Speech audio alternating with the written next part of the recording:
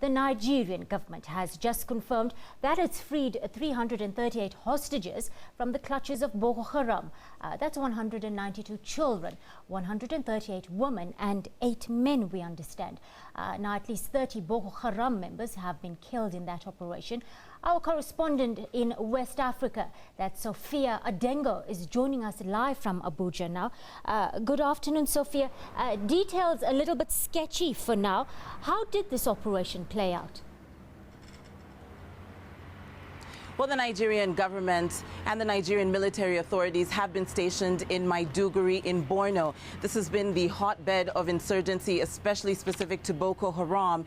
And the troop called 28 Brigade has been stationed in a small town called Bita. And through intelligence gathering, we're able to assess that a Boko Haram camp had been in the area in a small town called Bulajalin, after which the raid was imposed and 338 people were freed as a result. Sophia, how effective would you say that the Nigerian government's new strategies have been in neutralizing the threat of Boko Haram, most especially in the rural towns and villages that you speak of?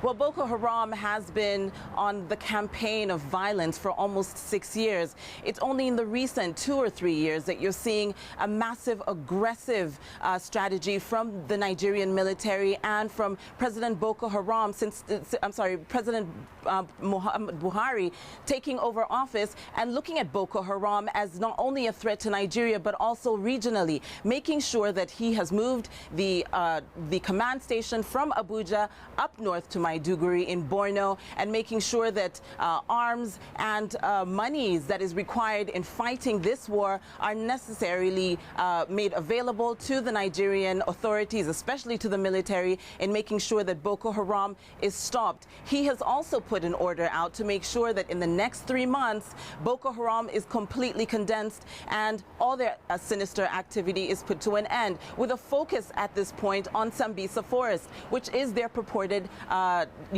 hideout for the insurgents. It is very interesting to also note that President Buhari has looked at this as not necessarily a Nigerian issue and isolated himself, but instead has reached out to some of his neighbors and allied with them through a joint multinational effort in fighting insurgency.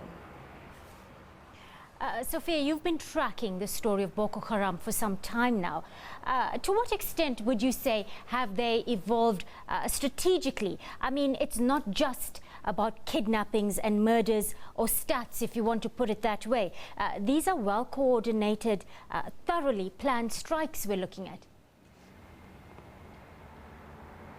Well, the evolution of Boko Haram has taken very many people by surprise. In the beginning, in 2006, towards 2007 and into 2009, Boko Haram came out in a rather peaceful way. However, through their evolution, you have seen systematic violence escalating, especially in the northeast, in Yoba, in Adamawa, and especially in the area of Maiduguri in Borno, in which they have been recruiting actively very young youth and also using the ideology of Islam to be able to lure these young people who have been largely disenfranchised or marginalized by the current state system in terms of lack of education, lack of employment, and calling them into the fold of Islam to fight what they have termed as jihad. However, President Muhammad Buhari, he himself being Muslim, has distanced their ideology from the cores of Islam and said that this instead has turned into a terror organization of which he is committed to fight till the end.